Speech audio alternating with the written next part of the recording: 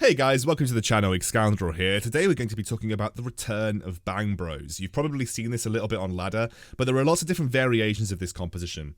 I'm going to show you a variation that isn't quite as strong today, but I will talk through the strongest variation of this comp as well. Alright, so, Bangbros, where do we start with it?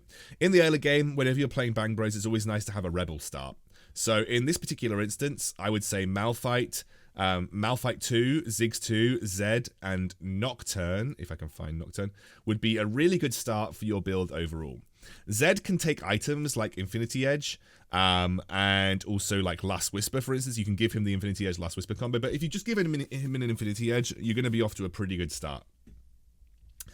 This is the way you'll play until you transition towards the mid-game. Your mid-game is going to look a little bit more like this. So you're going to ditch the Ziggs, you're going to ditch the Malphite, hopefully you'll find the Yasuo, hopefully you'll find the Master Yi, and then you'll hopefully get the Shen as well, okay? This is what your mid-game is going to look like a little bit more.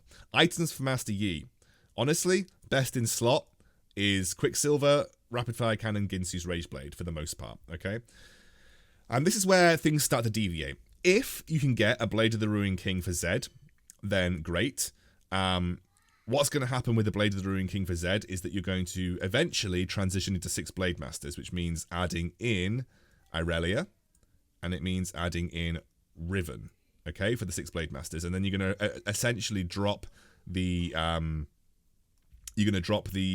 Nocturne for Fizz, because Fizz is just the best infiltrator to pair up in any given situation.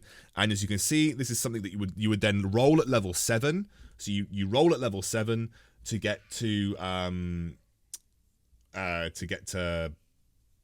3 stars. So you want 3 stars on everything. And things like, Redemption are really nice. I actually quite like Utility Frozen Heart Riven, always good. Then you're going to add in the Thresh for the level 8. And at level 9, you can add whatever you like. Probably another Chrono would make sense. So something like a Wukong, you can add that. Or a Blitzcrank, for instance. You can add a Blitzcrank to make it a little bit easier. That's what I would do if I was to go to level 8.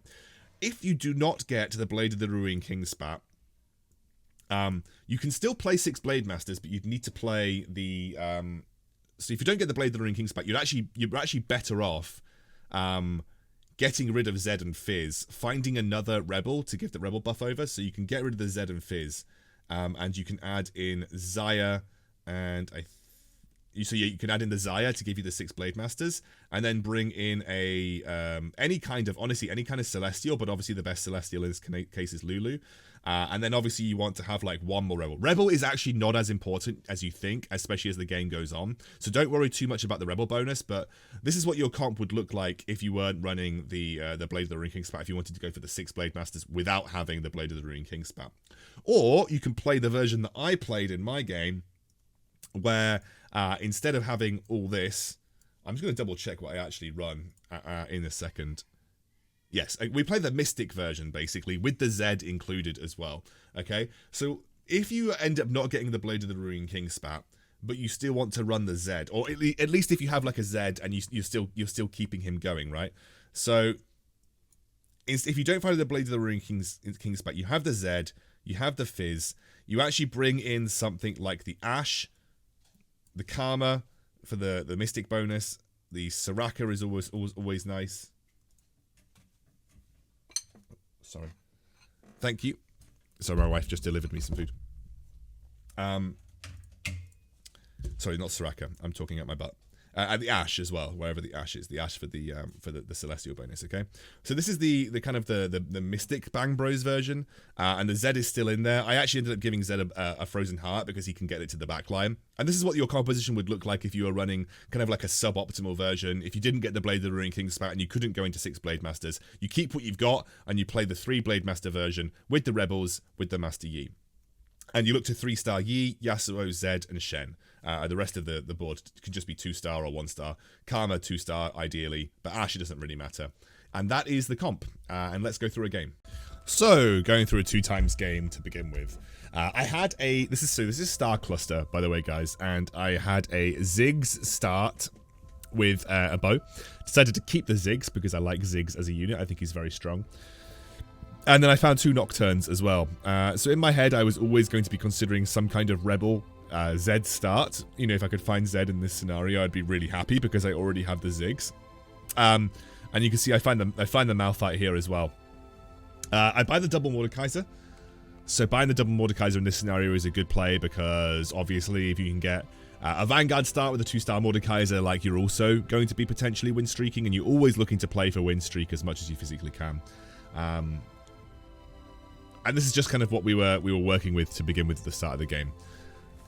I had to just take my headphones off. Sorry, I was getting distracted. The reason I was really weird. I usually don't get distracted that much commentating over my games, but I was like, why can't I concentrate on what I'm saying? And then I very quickly realized it was because my headset was on, and all I could hear was the music that's playing in the background, and it was just distracting me quite a lot. So I leveled up to play the Illaoi here. Now, I thought that would be strong enough to beat most people with the Ginsu's Ziggs, but we unfortunately lost to the guy playing Cybernetics, which is really strong right now. And again, I didn't really have the strongest frontline in the world. You know, it wasn't the strongest frontline that I've ever seen in my life. So I'm kind of deliberating what to do here. I'm kind of thinking about picking up the Nautilus in this scenario, but I add the Vi because I think she's just strictly stronger than the Malphite overall, and also I don't have Rebels to speak of. Now I made a big mistake here. I essentially did not respect or even scout for Blitzcranks. I do sometimes get a little bit lazy in my play. I actually end up selling the Mordekaisers here. I think because 10 gold is so important to me in this scenario. Now, there is something that I could have done. I could have sacrificed the Vi and put in a Rumble for the Demolitionist bonus. And I instead in this time decide to say, okay, let's scout for Blitzcranks. Let's respect the Blitzcrank. And you can see that everyone's pretty strong. There's a lot of Vanguard frontlines, a lot of really strong Vanguard frontliners. But actually, to be honest with you, if I can go through the early game and get a couple of losses like this, like 88 HP by the time that we get to the first carousel, and I'm on a loss streak, you know, I've lost every single round, I'm pretty okay with that. So looking at this carousel, there's a lot of things that I could have gone for. My primary goal was the Yasuo. Now, the Yasuo with the glove is nice because I can make Thief's Gloves on him if I want to. Plus, it's a 2-star Yasuo, of which I can combo with my Malphite and my Ziggs to give me the Rebel bonus, which is very strong early on. So getting the Ziggs in this, sorry, the Yasuo here is actually a really big move. And I take off the, I think I take off, yeah, okay, I take off the Nocturne. I was essentially trying to think whether I should take off the Battlecast bonus, but to be honest with you, the guys weren't, the Nocturne and the Illaoi weren't actually surviving long enough to make the Battlecast worth it. But you can see now, like, when I've got the 2-star Yasuo, things have got a lot stronger. We've become a bit more of a powerhouse in this start of the stage, and now we're in a situation where we're going to start win streaking. Finding the Zed is really nice here as well. This is basically enough for me to take off the Illaoi because I already have two. I mean, I think actually taking off the Illaoi and putting on the Malphite is probably good here. Yeah. I'm glad I did that past Kinnan. That was a good move. And actually, because the Illaoi is probably not going to come into this game. And at this point, I've already decided that I'm going to be playing some kind of Rebel game, whether it is going to be Master Yi or it's going to be a Jinx game, because Ginsu's isn't bad with Jinx. Like, it's not an awful item for her. I would say that Ginsu's is one of the most underused items in the game right now. The reason it's so underused is because KL doesn't exist anymore. There aren't actually many other units that really utilize the Ginsu's really well, other than the Vayne, for instance. So Vayne can like work with Ginsu's nicely, but there aren't actually many units that really utilize Ginsu's nicely. You know, as much as we saw previously. So I think, you know, the Master Yi is one of them, and that's why I'm keeping the Rebels in check, because I'm thinking about using Master Yi. And obviously, the Ginsu's is one of the items that works really well on Master Yi. The other one is obviously going to be the rapid fire cannon, so that's why I give the bow over to my Ziggs. If I can get a rapid fire cannon for him, you know, I'm going to be really okay with that situation. But with the 2-star, having the 2-star Yasuo, you know, like, this is perfectly, like, we're really strong with a 2-star Yasuo. And you can see here that we end up beating up the Gnar, which is great. And even though my Ziggs got pulled, I didn't respect the Blitzcrank positioning again. We're still in a really good spot. And I decide to add in the Infiltrator bonus, because I think that's good with the... Oh, no. Yeah, it's the Shaco. So I had the Shaco because he's probably stronger than the Nocturne overall. And I decided to put my Malphite at the back just because I don't want the Ziggs getting Blitzcrank pulled all the time either. So this is where my composition is kind of sitting in the mid game. We are running with Rebels. We are hoarding Shens, Zeds, Yasuos, anything like that. We do end up losing to a very strong, again, the same guy that beat us early on right at the start of the game. He's still really strong with a cybernetic board. He's on a win streak. You can't win them all, basically. It's very difficult to win every single to win every single fight. But we're still just kind of now working up towards level 7. With this composition, what you do is you get to level 7 and then you slow roll at level 7 for your units.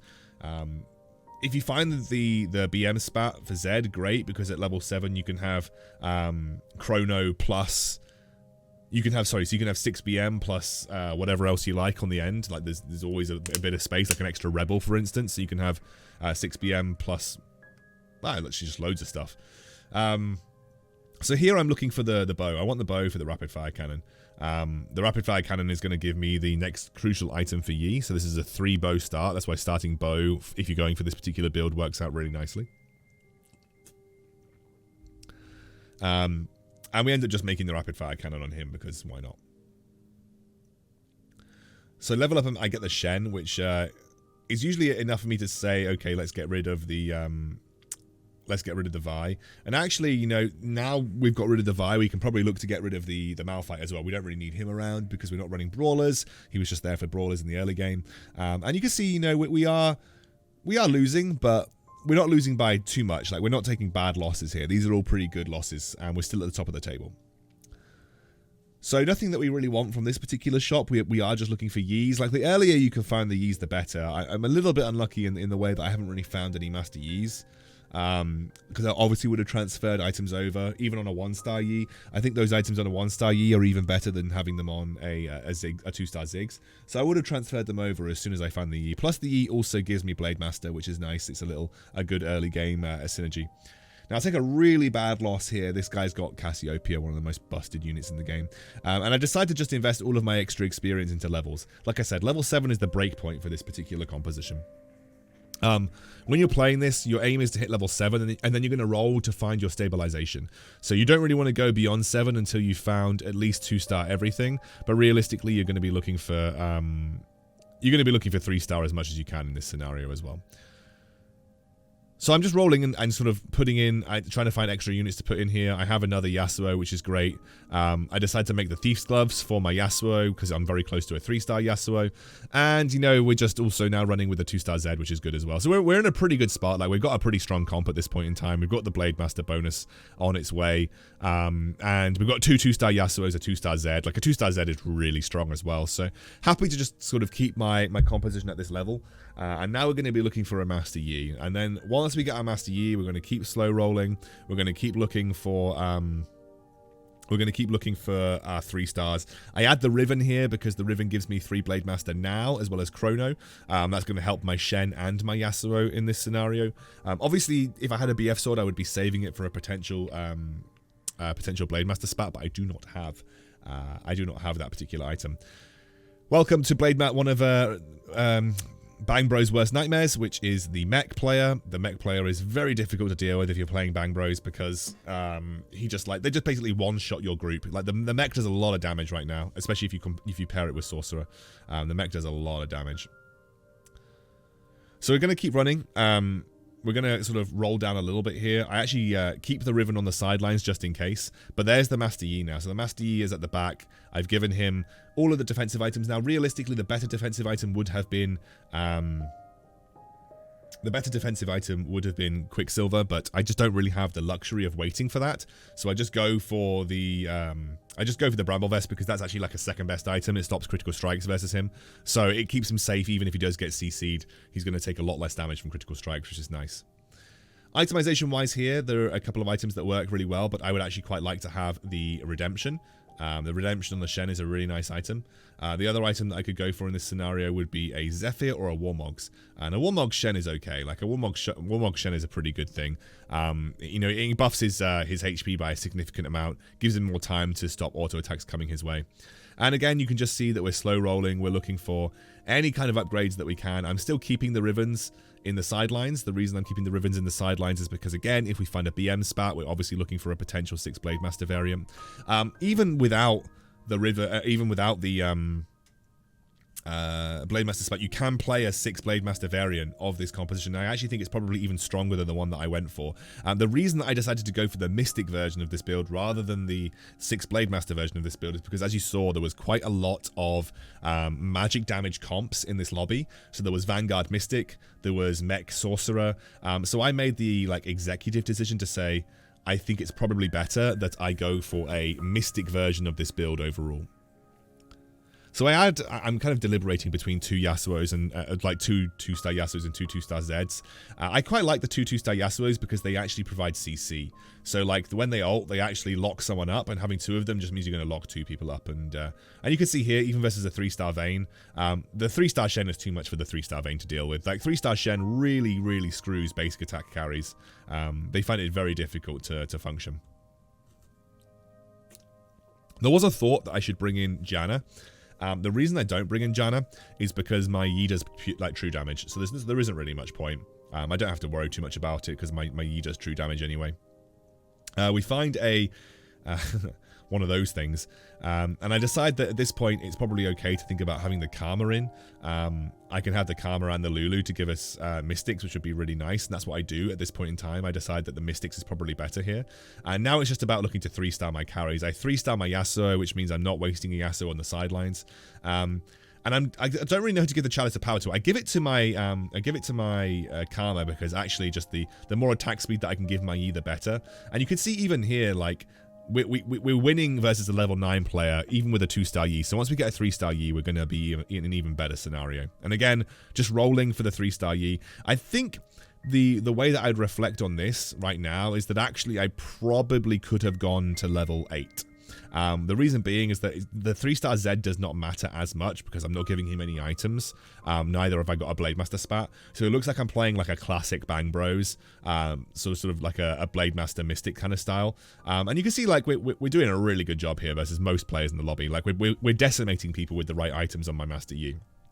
So you can see that it's still a really strong comp to play. Like I said, I think the better thing for me to do instead of like randomly hyper rolling for units right now would have been to go to level 8 and try and further my composition that way. I shouldn't be putting the Fizz there realistically. I'm going for a 50-50, but I guess I don't mind about who gets the shield. Like the Fizz getting the shield is nice as well because we're gonna add CC. And actually that Fizz ultimate did a good job there. So it's obviously nice to have it on the Yi, but it's also okay on the Fizz as well. And you can see here we just knock another guy out. We're taking scalps with the Bangbros right now. What I could have done here was gone for the Zed. I think that was my initial plan, was to go for the Zed. But the cybernetics player, Saya, the one who beat me quite a few times early on, he picks up the Zephyr, so I can't actually go for the 3-star Zed in this scenario. I actually would have gone for the 3-star Zed, even though the Zephyr is not particularly maneuverable. Just having the 3-star Zed and locking up one unit is a good thing. And again, I keep rolling. I'm very close to 3-star units, and I decide to roll down to 40 because I'm so close to a 3-star Zed and a 3-star Master Yi. 3-star Zed would have been really nice this game, actually. It would have actually really improved my chances overall. But this is the mech player. You can see, like, we actually beat him here. But it's still a really tough matchup for me because if he gets one ult off, especially if he has demo, like it just locks up my entire Blademaster area. And I don't want to roll any further than 40 because it's now quite important for me to think about going to level 8, and I do. And the reason I go to level 8 is to add the Celestial bonus with the Ashe. The Ashe is purely there to activate Celestial alongside the Lulu. So we've got the 3-star Yi now, we've got the 3-star Yasuo. Like, if we had the 3-star Zed, we'd be really strong as well. And you can see that we're doing okay. Like, we lose to the 3-star Cassio. Obviously, the 3-star Cassio is very strong, but we've managed to buy ourselves so much time in the mid game that we're now top 4. 2 people have got 1 life left, and I've got probably 3 lives left. So even if I lose to every other comp in this lobby, it's likely that they're going to knock each other out at some point. Like, unless me and the top guy lose every single round, it's likely that we're gonna knock each other out at some point. So, I think I should have given that to Karma, realistically, because it would have just allowed her to shield instantly, but I gave it to the Shen because I thought that maybe he's going to survive long enough to make use of it quite a few times. And I decided to roll down here. Of course, I'm looking for the Zed. Like, I'm really just searching for Zed frantically at this point, because it's the next major upgrade. I'm probably not going 9 in this game, just given the state of the HP bars. So 9 is probably off the cards. So the biggest thing for me now is looking for a Zed. And, of course, being the game that it is, we never find a Zed. And now we're up against the final player in the lobby. I don't really know the best way to position versus this guy. He's got the mech, and there isn't. Obviously, I could split my rebels up, but I don't know if it would really help. I mean, it might have helped. I think the reflection thing for me here is that versus a mech player of this strength, maybe the best scenario for me is to split my rebels up and say, okay, we're not playing the rebel game. We're just going to split up and make sure everyone doesn't get one shot by a. We're going to make sure everyone doesn't get one shot by a what's it called? By a mech. I moved everyone over last minute, just thinking that maybe we can avoid the mech damage, but obviously mech is mech, and it's like it's basically just one-shotting alongside the victor my entire team. And 1 Mystic probably isn't enough to deal with this. I probably should have looked for a 4 Mystic variation of this composition, where we just took out the Fizz and we took out the Ash and went for the Bard and the Cassiopeia, or the whatever else we needed. The Soraka probably would have helped. So I do genuinely think like maybe 4 Mystics would have been the play here. So we went for the 4 Mystic Blade Master variant. But unfortunately, I was just a little bit too slow. I was so desperately searching for a